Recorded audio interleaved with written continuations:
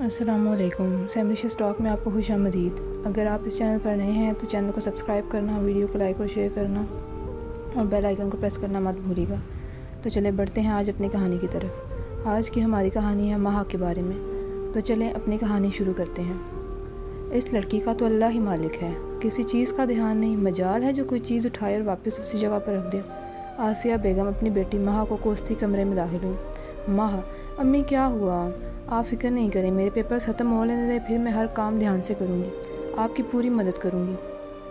وہ جو اپنے پیپرز کی تیاری کر رہی تھی منہ بسورتے ہوئے بولی، جس پر آسیہ بیگم ہنس دی اور کہا، اللہ وہ وقت میری زندگی میں لے آئے جب میں تمہیں کام کرتا دیکھوں۔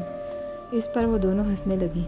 مہا آسیہ اور منیر کی اکلوتی بیٹی تھی جسے انہوں نے بہت ناز نخروں سے پالا تھا، کیونکہ وہ انہیں بہت منتوں اور مرادوں سے ملی تھی۔ وہ اس کی ہر فرمائش پوری کرتے سوائے ایک کی۔ مہا کے سب دوستوں کے پاس موبائل فون تھا۔ وہ ان سب کو دیکھتی تو اس کا بھی دل کرتا کہ اس کے پاس بھی موبائل ہو جس پر وہ ڈھیروں تصویریں بنائے اور اپنے دوستوں کو دکھائے جیسے وہ اسے دکھاتی تھیں۔ مہا نے اپنے ماں باپ کو بھی بہت بار کہا تھا کہ اسے فون لے دیں، جس پر آسیہ بیگم تو یہ کہہ کر سائڈ پر ہو جاتی کہ اپنے باپ سے اجازت لے لو، اور جب مہا منیر صاحب کو بولتی تو وہ کہتے کہ موبائل لڑکیوں کے لیے اچھی چیز نہیں ہے، جتنا ہو سکے اس سے دور رہو۔ مہا نے 9ویں جماعت کا امتحان پاس کر لیا تھا اور دوسرے نمبر پر آئی تھی۔ اس کے والدین بہت خوش تھے۔ ابھی اس کے 10ویں کے امتحان سر پر تھے اور اس کے والد نے اس سے وعدہ کیا تھا کہ اگر وہ پہلی پوزیشن لیتی ہے تو جو وہ بولے گی اس کی بات پوری کی جائے گی، اور مہا کو پتہ تھا کہ اسے کیا چاہیے۔ سو وہ دن رات محنت سے پڑھتی اور یہ دن اس کے امتحانوں کے چل رہے تھے تو اسے تو کھانا پینا بھی بھول گیا تھا۔ آسیہ بیگم اسے کھلا کے جاتی تو وہ کھا لیتی، ورنہ اسے ہوش ہی نہیں تھا کسی چیز کا۔ دن گزرتے گئے، اس کے امتحان ختم ہو چکے تھے اور اسے پورا یقین تھا کہ وہ پہلے نمبر پر ہی آئے گی۔ اب وہ فارغ تھی کیونکہ اسے چھٹیاں تھیں، تو اب وہ ماں کا ہاتھ بھی بٹاتی تھی اور گھر کے کام بھی کرتی تھی۔ ایک دن مہا کے والد نے کہا کہ ہم لاہور جا رہے ہیں حالدہ آپا کے گھر، جو کہ مہا کی پھپھی تھیں اور کافی عرصے سے ان کا آنا جانا نہیں تھا، لیکن اب انہوں نے بہت دل سے انہیں دعوت دی تھی تو وہ لوگ انکار نہ کر سکے۔ مہا کے والد نے بھی کام سے 2-3 ماہ کی چھٹیاں لے لیں۔ مہا بہت خوش تھی کہ وہ پہلی بار اپنے پھپھو کے گھر جا رہی ہے۔ مہا کی پھپھو بیوہ تھی اور ان کی ایک بیٹی تھی جو شادی شدہ تھی اور ایک بیٹا تھا جس کا نام احسن تھا۔ جب مہا لوگ وہاں پہنچے تو احسن اور اس کی والدہ نے بہت دل سے ان کو خوش آمدید کہا۔ مہا لوگوں نے وہاں 2 مہینے گزارے تھے۔ اس دوران مہا اور احسن کی بہت دوستی ہو گئی تھی۔ وہ انہیں اپنی گاڑی میں گھمانے کے لیے لے کر جاتا۔ مہا جب کھانا بناتی یا کوئی بھی کام کرتی تو احسن اس کی مدد کرتا تھا۔ انہی دنوں مہا کا رزلٹ بھی آ گیا تھا اور اس نے ٹاپ کیا تھا۔ اس کے والدین بہت خوش تھے۔ تب اس کے والد نے کہا کہ اب تم کچھ بھی فرمائش کر سکتی ہو۔ مہا نے بنا سوچے موبائل کا کہا، جس پر اس کے والد نے کچھ سوچا اور بولے، یہ اچھی چیز نہیں ہے کم عمر بچوں کے لیے، لیکن کیونکہ میں نے تم سے وعدہ کیا تھا تو میں تمہیں لے دیتا ہوں۔ وہ بہت خوش ہوئی۔ اس کا بس نہ چلتا تھا کہ وہ چھلانگے لگائے۔ اس نے موبائل اپنی مرضی کا لیا تھا اور سم بھی لے لی تھی۔ اس کے بعد اس نے اپنے سب دوستوں کو میسج کیا اور بتایا کہ اس نے فون لے لیا ہے، کم عمری کے ششکے۔ خیر 2 مہینوں بعد جب وہ واپس آنے لگی تو احسن بہت اداس ہو گیا۔ اس نے کہا، مہا اب تو تم نے فون بھی لے لیا ہے تو اپنا نمبر ہی دے دو تاکہ ہم بات کر سکیں۔ تو مہا نے اسے اپنا نمبر دے دیا۔ مہا جب گھر آئی تو گھر اسے ویران لگنے لگا۔ اس نے آگے داخلہ لے لیا تھا اور جب وقت ملتا احسن سے بات کرتی، اور اب تو یہ روز کا معمول ہی بن گیا تھا۔ کوئی بھی دن ایسا نہ تھا جب اس کی بات نہ ہوتی احسن سے۔ ایک روز اچانک احسن کا فون بند ہو گیا۔ مہا بہت پریشان ہوگی کہ اس نے فون بند کیوں کیا ہے۔ 1 ہفتہ گزر گیا اور مہا کو اس ہفتے میں ایک پل سکون نہ ملا۔ اسے عادت جو ہو چکی تھی۔ پھر اچانک ہفتے بعد احسن کا میسج آیا، کیسی ہو مہا؟ اس نے فوراً سے میسج کا جواب دیا، تمہیں بہت یاد کیا، تمہارے بغیر کیسی ہو سکتی ہوں؟ اس پر احسن نے کہا، کیا مطلب؟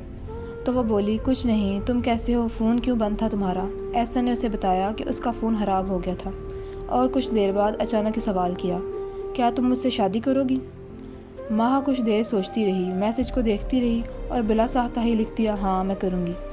بس پھر کیا تھا، مہا بس ہر وقت فون پر لگی رہتی اور 1000 بار احسن سے پوچھ چکی تھی کہ ہم شادی کب کریں گے، جس پر احسن کہتا، پہلے تم اپنی پڑھائی کر لو، میں بھی اپنی پڑھائی پوری کر کے کوئی جاب کروں گا، پھر ہم شادی کر لیں گے۔ مہا کا رجحان پڑھائی کی طرف کم ہونے لگا تھا۔ وہ ہر وقت فون پر لگی رہتی اور ایسے کرتے کرتے سال گزر گیا۔ اس بار اسے 10 دن کی چھٹیاں ہوئی تھیں تو اس نے بھرپور ضد کی کہ یہ چھٹیاں پھپھو گھر گزاریں گے، جس پر اس کے والدین نے حامی بھر لی۔ مہا احسن کو سرپرائز دینا چاہتی تھی، اس لیے اس نے احسن کو اپنے آنے کی اطلاع نہیں دی تھی۔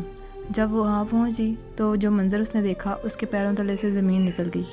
اس کی پھپھو نے بتایا کہ انہوں نے احسن کی شادی کر دی ہے اپنی ایک دوست کی بیٹی سے۔ لڑکی والوں کو جلدی تھی تو کسی کو بتایا نہیں، لیکن ابھی احسن اور ہادیہ جو کہ اس کی بیوی تھی گھومنے گئے ہوئے ہیں۔ جب وہ واپس آئیں گے تو دھوم دھام سے ولیمہ کریں گے اور پورے خاندان کو بلائیں گے۔ ماہا کا دل ٹوٹ کر چکنا چور ہو گیا تھا۔ اسے سمجھ نہیں آ رہا تھا کیا ہو رہا ہے۔ وہ کمرے میں گئی، دروازہ بند کیا اور بہت روئی۔ روتے روتے کئی پہر گزر گئے۔ اس کو بس یہی جاننا تھا کہ احسن نے اس کے ساتھ ایسا کیوں کیا۔ اگلے دن احسن اور ہادیہ آ گئے۔ اس نے احسن کو اکیلے پا کر پوچھا کہ ایسا کیوں کیا، جس پر احسن نے انجان بنتے ہوئے کہا میں نے کیا کیا ہے۔ ماہا نے اسے کہا کہ تم نے شادی کے وعدے مجھ سے کیے تھے لیکن کسی اور سے شادی کیسے کر سکتے ہو، جس پر احسن نے کہا کہ میں نے تمہارے بارے میں امی کو بتایا تھا، جس پر وہ بہت برہم ہو گئی تھیں اور انہوں نے مجھے قسم دی کہ تمہیں میری دوست کی بیٹی سے شادی کرنی پڑے گی کیونکہ میں اسے زبان دے سکتی ہوں۔ اگر تم نے ایسا نہیں کیا تو تمہیں میری لاش دیکھنی پڑے گی، اور مجھے مجبوری میں شادی کرنی پڑی۔ یہ کہہ کر وہ باہر چلا گیا۔ ماہا وہی کھڑی روتی رہ گئی۔ اس کو دنیا گھومتی دکھائی دے رہی تھی۔ اس کے سارے خواب پل بھر میں چکنا چور ہو گئے تھے۔ وہ جو یہاں اسے سرپرائز دینے آئی تھی وہ خود صدمے میں تھی۔ اسے کچھ سمجھ نہ آیا۔ وہ چلی گئی۔ کچھ دیر کے بعد اس نے ہادیہ کو دیکھا تو ہادیہ کے پاس آ کر بیٹھ گئی۔ اس سے حال احوال پوچھا اس کا۔ اس کے بعد اس نے کہا کہ آپ کی شادی اچانک کیسے ہوئی؟ یہ سن کر وہ ہنسی اور بولی اچانک کہاں، میں اور احسن تو ایک دوسرے کو 5 سال سے پسند کرتے ہیں اور ہماری منگنی کو بھی 3 سال ہو گئے ہیں، تو یہ جلدی تو نہ تھی؟ ماہا ایک دم سکتے میں آ گئی۔ ماہا بولی آپ مذاق کیوں کر رہی ہیں؟ جس پر ہادیہ نے طنزاً جواب دیا اس میں مذاق کی کیا بات ہے؟ کچھ دن پہلے میری اور احسن کی لڑائی ہوئی تھی۔ وہ کسی لڑکی سے بات کرتا تھا تو اس نے کہا میں شادی صرف تم سے کروں گا، یہ جو مجھ سے فون پر بات کرتی ہے کیا پتہ اور کتنا سے بات کرتی ہوں۔ ویسے بھی ایسی بد کردار لڑکیوں کا اور کام ہی کیا ہے، اچھا لڑکا دیکھا نہیں کہ ہاتھ دھو کے پیچھے پڑ جاتی ہیں۔ پھر میں نے مزید دیر نہیں کی اور ہم نے شادی کر لی۔